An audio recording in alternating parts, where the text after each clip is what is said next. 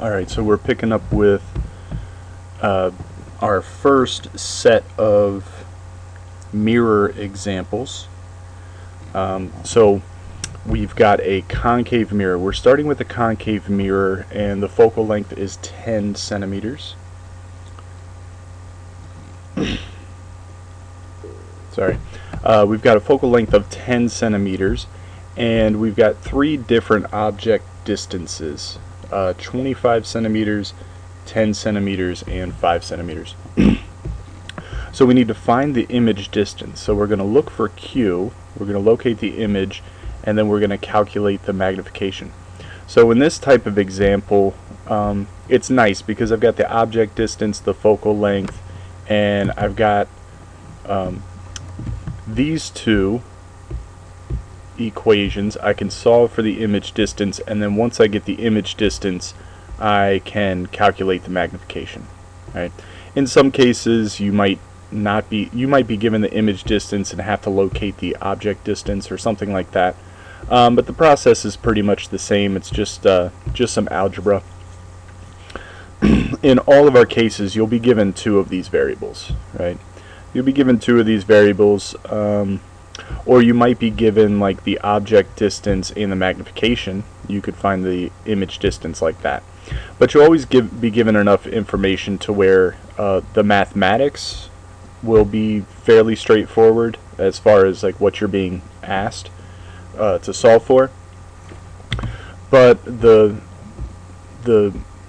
important part is remembering our sign convention and then being able to categorize the image, right? Is it real or virtual, upright or inverted, and is it smaller or larger?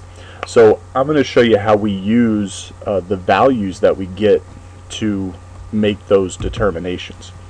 So we're going to start off with our first object distance, 25 centimeters. So P is 25 centimeters, F is 10 centimeters.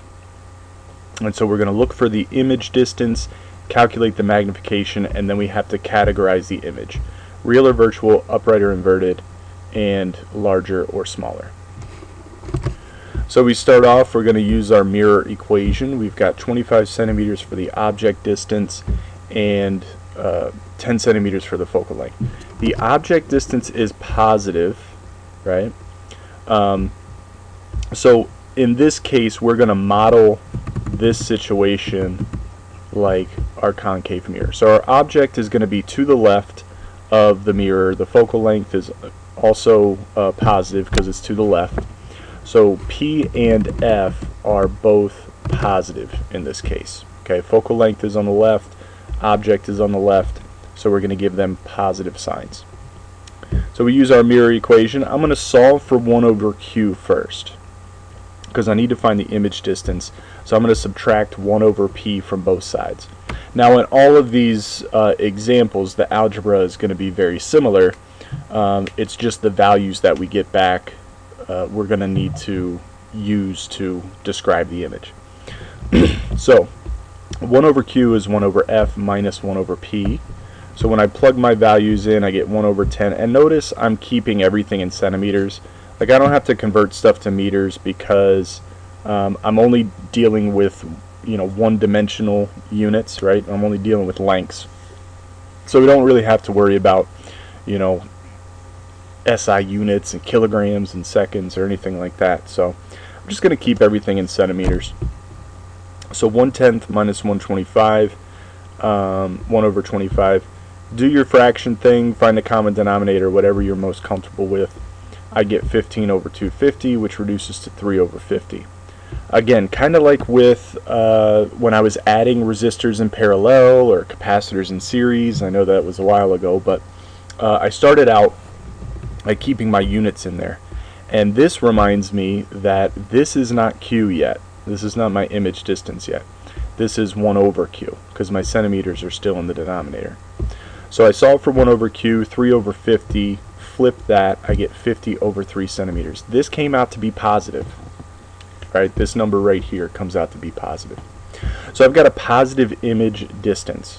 What does that tell me? The image is being formed on the left side of the mirror.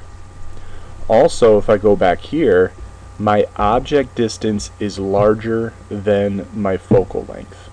Okay, so those are a couple things that I'm gonna use to describe the image. So P is greater than F, and Q is positive. So now we're ready to find the magnification. Negative Q over P. Don't forget this negative sign. Okay, it stays alive here.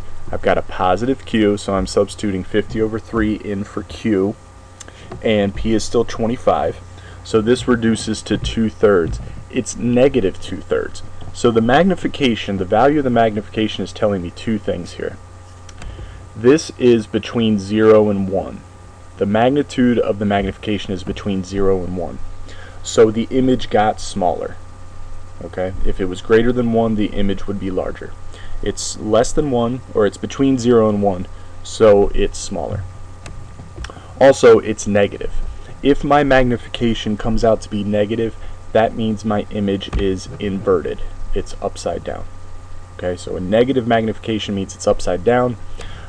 If the magnitude of the magnification is between 0 and 1, it's smaller. So I know the image is upside down by the magnification. I know it's smaller by the magnification. I know the image is real. How do I know that the image is real? So this is everything that I know. I got a positive image distance back. I got a negative magnification back. The magnitude of the magnification is between 0 and 1, and the object distance was greater than the focal length. So this tells me this is the first case of a concave mirror that we were dealing with. This case right here. P is greater than F, M is negative, and it's less than 1, so it's upside down and smaller, and it's being formed on the same side as the object, right? So these rays are converging. It's a real image. So basically I have these three scenarios down, right? Concave scenario 1, concave scenario 2, and then convex scenario, right? So I know the type of object that's formed for all three of these cases. The numbers are just verifying that, right? Positive object distance, it's on the left side of the mirror. Negative magnification, magnitude between 0 and 1, upside down and smaller, P's greater than F. It's got to be a real image because the rays are converging on one side of the mirror. Okay, so that's everything, right? That's everything I need to know about this problem. The image distance, the magnification, and then real, inverted, smaller. So basically my magnification formula and my mirror equation are verifying what I already can predict just by this relationship. Concave mirror with an object distance outside the focal point, we've got this scenario right here. And so the numbers are just confirming that for me. So the next object distance we're dealing with is, oops, sorry, I went a little far ahead here. There we go. Next object distance is 10 centimeters. So I didn't want to talk about that in the first video, where the object is actually sitting at the focal point of the mirror, but we're going to see what happens to our numbers, or the image distance and the magnification, when the object distance is equal to the focal length. So our second case, we've got a positive object distance, a positive focal point, and they're both equal to each other, right? So we didn't deal with this case, but we're going to see what the math tells us. All right. So 1 over P plus 1 over Q is 1 over F. I'm solving for the image distance again, so I'm subtracting 1 over P from both sides, and I get 1 over Q is 1 over 10 centimeters minus 1 over 10 centimeters, which equals 0. So the inverse of the image distance is 0. That means my math teacher would probably get mad at me if I said this, but that means Q is equal to 1 over 0. Ugh. Okay. What that really means is that Q is approaching infinity. All right, so the image distance is approaching infinity, which means there is not an image that can be formed when the object is at the focal point of a concave mirror, an image cannot be formed. So we get infinity for the image distance, which means we don't have a real location for this image. Not a real image, not a virtual image, nothing. So the rays don't converge, and they don't appear to be coming from some other point on the other side of the mirror. Okay, so we've got no image, right? So we can't talk about magnification. Magnification would be 0, or magnification would also approach infinity, right? Because Q's in the numerator here. So we can't calculate the magnification. We can't get an image distance, so we can't categorize this image at all. We can't describe it because there is no image. So watch out for that. If you get 1 over Q is equal to 0, that means your object is sitting on the focal point and an image will not be formed. Alright, so our final object distance is 5 centimeters. So again, this tells me that it's going to be case 2, right? The second concave mirror case where the object is in between the focal point and the mirror. So we're going to see what the numbers do and how to interpret that. So that's right here. Our focal length is still plus 10 centimeters. Our object distance is positive 5 centimeters. So again, we're solving for 1 over Q, subtract 1 over P from both sides, and 1 over Q is 1 over 10 minus 1 over 5 centimeters, and I get negative 1 over 10 centimeters. So now my image distance is negative. My image distance is negative, so that means it's on the opposite side of the mirror. Okay, the object looks like it's inside the mirror. All right, so I've got a negative image distance. That tells me it is virtual. Okay, that's a virtual image. So I get a negative image distance. I've got a virtual image, and we can go back to our case. Actually, we'll do our sign convention first. Image location is negative when the image is in the back of the mirror. Virtual image. That's case 2. Our object is in between the focal length, or the focal point, and the mirror. So we've got a virtual image. Let's see if it's going to be upright and enlarged. We're predicting that it's going to be upright and enlarged because this is the scenario we're dealing with. Concave mirror, object in between the focal point and the mirror. So let's calculate the magnification. I've got the image distance. It's negative. So I plug a negative 10 in for Q. P is still 5. The negative signs are canceling out now. Right? I've got this original negative sign. That's going to cancel out with the negative sign associated with the image distance, and I get positive 10 over 5, which is equal to positive 2. So the magnification is positive. That tells me it's upright. That's good. That matches my prediction.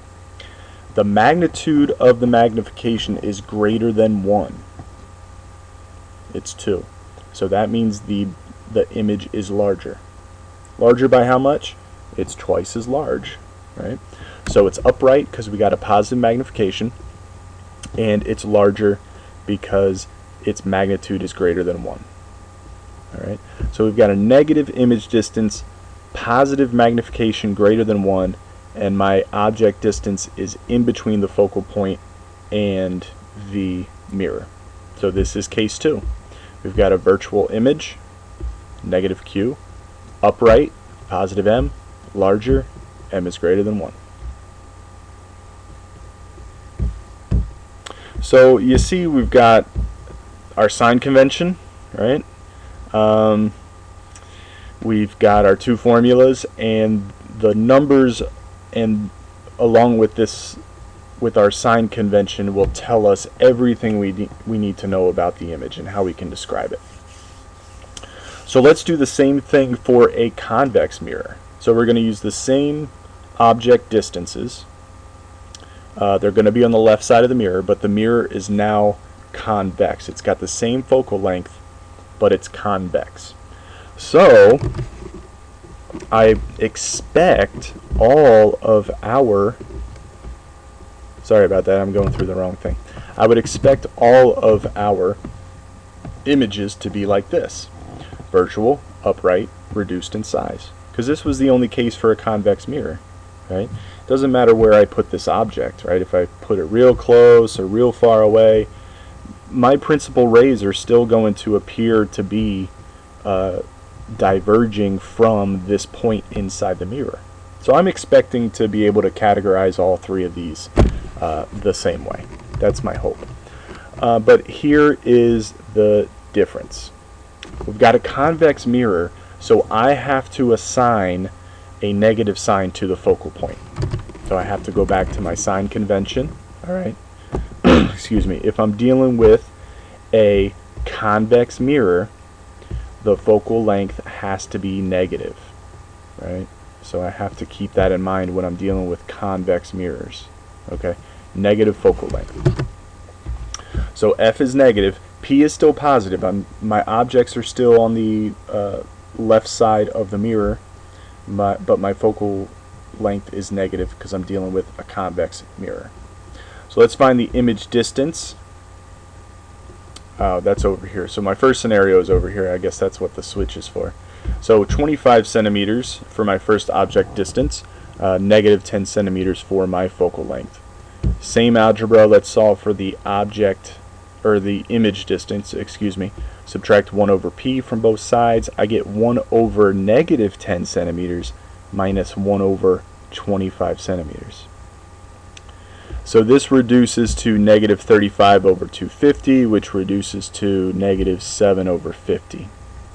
I have to flip that to get the image distance, and it's negative 50 over 7 centimeters. So my image is negative. Once again, just like with that last concave mirror situation, got a negative image distance. That tells me it's on the right side of the mirror. Okay, so it's behind the mirror. So that's good. That means it's on the other side of the mirror. It's got to be a virtual image, which so far is matching my only convex mirror case, right? It's on the right side of the mirror and it's virtual, so that's good. Let's calculate the magnification. Negative sign times negative 50 over 7. I usually leave it as a fraction, you know, just in case something reduces. Negative 50 over 7 divided by 25. The negative signs cancel out. I get plus 2 over 7. Magnification is positive, so it's upright. Good. Upright image, it matches. The magnitude of M is between 0 and 1. It's 2/7. So the magnification has decreased to 2/7. The image is 2/7 the size of the object. So I've got a positive magnification, upright. Magnitude is between 0 and 1, smaller. And that matches. Virtual, upright, reduced in size. Good. Let's try the object distance, which is the same as the focal length. Right? The image distance was the same as the focal length. So P is 10 centimeters, but we have to keep in mind for a convex mirror, we're making the focal length negative. So we're going to do the same thing and solve for 1 over P, or excuse me, 1 over Q. Subtract 1 over P from both sides. Don't forget that focal length is negative in this case. 1 over negative 10 minus 1 over 10 is negative 1 over 5. So I'm getting an image distance for this convex mirror. So for a convex mirror, it's okay for me to put that object the same distance from the mirror as the focal length, because our focal point for a convex mirror is on the opposite side as the object. So the object isn't actually sitting at the focal point, even though the distances are the same. So I get an image distance of negative 5 centimeters. It's negative. That means it's on the right side of the mirror again, which is great. It's virtual, just like the previous example. Let's calculate the magnification. Substitute negative 5 in for Q. I get negative times negative 5 over 10. That reduces to positive 1/2. Positive magnification, upright. 1/2 is between 0 and 1. Image is smaller. So we've got the same type of image. That's great, which is what I'm expecting from this case. right? We didn't categorize it based on the object distance. This is what was happening every time. So I expect this to be the type of image for the next example.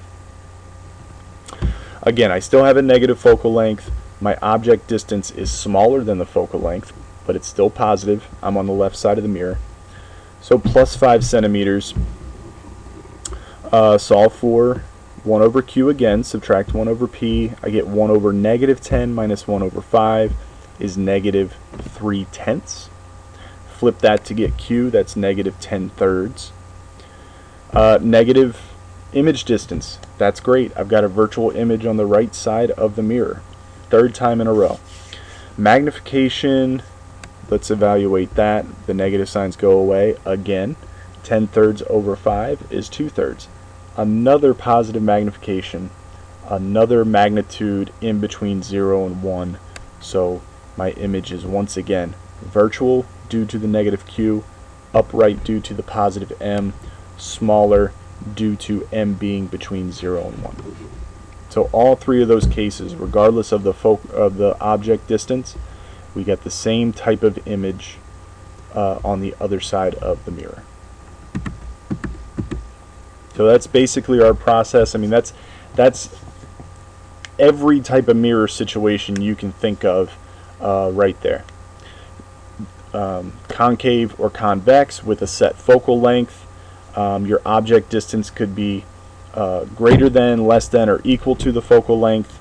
Your image distance follows from that formula, and then we categorize it based on the signs of everything and the type of mirror, right? We have to recognize that the focal length changes sign depending on what type of mirror that we're dealing with. So let's talk about lenses. This whole time we've been dealing with rays that are reflecting off of a surface and not passing through. So lenses are kind of like our prisms from last chapter, where refraction occurs, right? So the light bends inside the prism, and then it comes out the other side of the prism, and then refraction occurs again. So if you think about those triangular prisms we were dealing with in chapter 22, we had refraction on one end, refraction on the other. Now we're not actually going to be required to use Snell's law to find like the refracted angle and the incident angle and everything like that, mainly because of the curved surfaces. We've been dealing with light interacting with flat surfaces. Okay, so we're going to categorize our lenses into two types: converging lenses and diverging lenses. Sometimes you'll see converging lenses referred to as convex lenses, right, because of the shape of the surface, and then diverging lenses could be called concave lenses. What we like to do is we like to call them converging and diverging, because these names describe the actual behavior of the rays on the other side of the lens. Okay, so for this type of lens the rays converge. For this type of lens the rays diverge. They don't meet on the other side. Okay, and so basically what's happening is we're not shining light through, right? We're going to be dealing with objects again. We're dealing with the rays that are being reflected off of these objects, right? So there's still refraction occurring, rays are still converging or diverging depending on the lens, but we're dealing with the reflection of light, the light that's not absorbed by the object, the light that's being reflected off of it. So let's talk about a converging lens first. Okay, so we're going to do the same thing. We're going to take our laser beam of a bunch of parallel rays, and then we're going to shine it on the converging lens. Instead of reflection, we've got refraction. Now this is kind of a basic sketch, right? It doesn't really show the two occasions of refraction in a very detailed fashion, but we have refraction on either ends, and what's happening is the light is bending towards the center, or this optical axis, right? So all of these light rays are bending towards that axis. So this is very similar to our first concave mirror scenario, right? The rays are converging and they're meeting at the focal point. All right. So a lens has a focal length too. Right? A lens has a focal length too. If I take this edge right here and I make a big circle, right?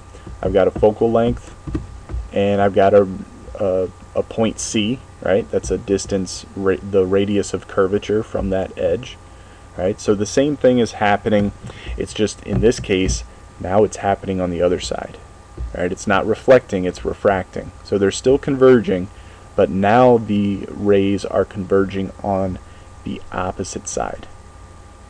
So as you can probably guess, we're going to have to deal with sign conventions, right? When something's on the left side of the lens, something's on the right side of the lens, how do we handle that, right? So we'll have another table with our sign conventions, just like we did with mirrors. So we'll talk about a diverging lens. Okay, we've got our parallel rays. They still refract, right? They refract, but all of these light rays bend away from the optical axis. So all these light rays, they bend up and away, up and away, up and away. They never converge, they diverge. That's why we're calling it the diverging lens. But if you remember from chapter 22, some of that light is reflected weakly, right? It's a weak reflection back in the opposite direction. And so those weakly reflected rays, okay, they appear to converge over here. More specifically, if I were over here, right, think about this as our convex mirror. If I was over here and I saw all these rays coming at me like this, they would be appearing, see these dotted lines? They would appear to be coming from this point right here. So they're diverging, but they appear to be diverging from some source. And in this case, the point where the rays appear to be diverging from is the focal point. Okay. Now you can tell, just like with mirrors, the focal length is a scalar, right? It's just a magnitude, okay? But we have to give it a positive or negative sign depending on what type of mirror we're using. The focal length is here, but I could also say, hey, for a lens, a focal length is right here too, right? If I flipped it around, if the object was on the opposite side, if we were shining light through a different direction, same thing here, right? This is the focal length. This is also the focal length, okay? But again, when we get our sign conventions down, we'll be able to assign positive or negative signs to the focal length based on the type of mirror or lens that we're dealing with. And lucky for us, our formulas and our mathematics are basically the same. This is the thin lens equation. We can also use it for mirrors. That's good. The magnification looks identical, and my lens equation looks just like my mirror equation.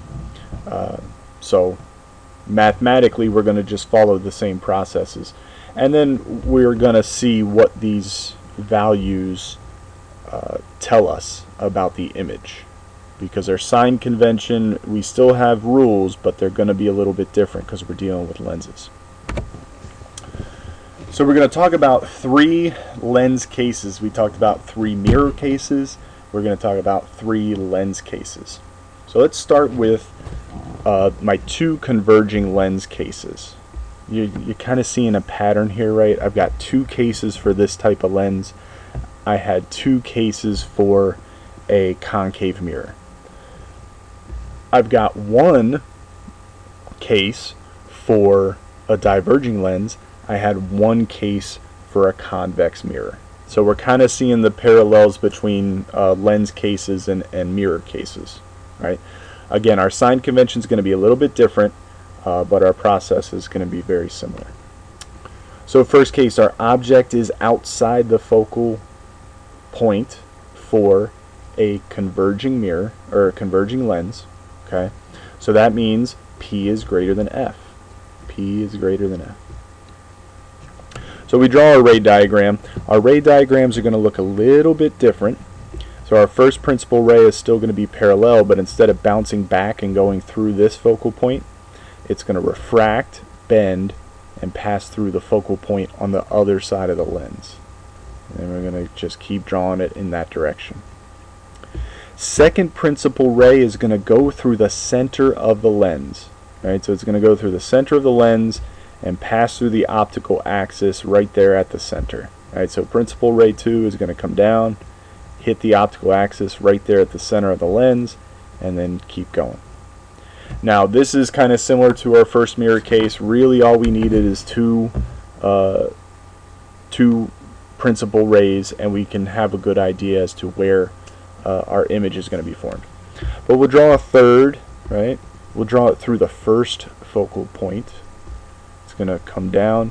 When it hits the lens, it's going to refract, and then it's going to run parallel to the optical axis. So our three principal rays are converging right here. They're converging on the opposite side of the optical axis, so our image is upside down. Our rays are converging, so the image is real. And it's on the opposite side of the lens. So you see there are a lot of similarities between the first case of a converging lens and the first case of a concave mirror. So that's good. Let's look at the second case for a converging lens. Now we're going to bring the object in between the focal point and the lens. So the object, so P is less than F. Right? Over here P was greater than F. Here P is less than F. So if I'm given an object distance and a focal length, I can make that distinction between cases I'm dealing with. So case 2, for a converging lens, P is less than F. The rays are not going to converge. Right? Our first principal ray has to go up. Right? It has to appear as if it's coming from this focal point right here. So the dotted line starts here, we go to the object, we've got a ray, and then it runs parallel. Next principal ray is going to run parallel through the lens and then refract and then go through the focal point. And then this red one, I said I'm doing them in a different order, sorry, but this red one, which is number 2, still goes through the center. Right, still goes through the center of the lens and then keeps passing through. On this side of the lens, no rays are converging. So no rays are converging. My image is going to have to be virtual. There's no real image being formed because the rays don't converge. Think about it this way. If I put a piece of paper right here, all of these rays are going to make this image, right? So that's something I can project on a screen. I can put a piece of paper there or a screen, and this lens will create an image that I can project. That's what a real image is. A virtual image is something that I can't project on a screen, right? Can't necessarily project on a screen on the other side here because the rays are not converging. But if you put yourself over here, right, and you are looking at these diverging rays coming at you, they appear to be coming from some source, right? I'm not going to be able to put a screen here, but if I'm standing over here, I see an image through the lens over here. These rays appear to be diverging from this point. So I gotta backtrack, right? I gotta take my principal rays, draw those dotted lines backwards, see where they appear to be diverging from, and here is my image. So it's on the front side of the lens, or the same side as the object, right? It's virtual. I can't project it on a screen. It's on the same side as the object. It's upright and it's larger. So really, what's the difference here between the first two converging lens cases and my first two concave mirror cases? The difference is where the image is formed. On what side of the lens is the image formed? Okay. So notice the characteristics are the same, right? P is greater than F. We've got real inverted. We're not talking about magnification yet, right? We're not talking about magnification yet because sometimes the magnification is going to change, okay? So there are going to be a couple different cases here. But primarily, if this was a concave mirror, the image would be formed on this side. and for this case it would be formed on the other side. But the type of image is the same, right? Real inverted, virtual upright. Okay. Now for this case, the magnification's always going to be larger. Magnification's always going to be larger.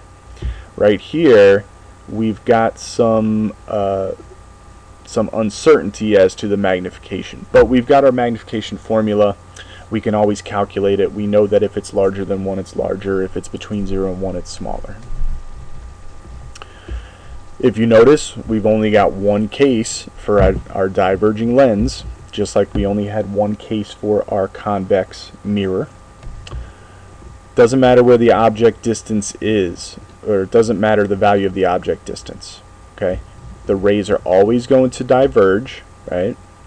The ray diagram is kind of similar to this one, right? Principal ray going parallel, diverging. Second principal ray going through the center of the lens, going in a different direction from ray 1. Final is going to have to pass through the center, right? Not the center of the lens, sorry. It's going to act like it's passing through the focal point on the other side, but it's going to refract and run parallel. So once again, they all three appear to be diverging from some source here. Okay, that's always going to be upright. Again, it's a virtual image. I can't put a piece of paper here and form an image on that screen, right? But again, just like with the second converging lens case, put yourself over here. You see the object, you see the rays coming at you. Where does it look like they're coming from? It looks like they're coming from a source on this side. Now in this case, it's going to be smaller. Okay, so here it's always going to be larger. For a converging lens, object is inside the focal length. Here it's always going to be it's always going to be smaller regardless of the object distance. And here we'll get some different magnification values. Could be smaller, larger, could be the same size. If I get a magnification that's -1, that means the image wasn't magnified at all. It's the same size as the object distance. So let's take a look at our sign convention and see how it flips around, right? So the left side of the lens is what we refer to as in front of the lens.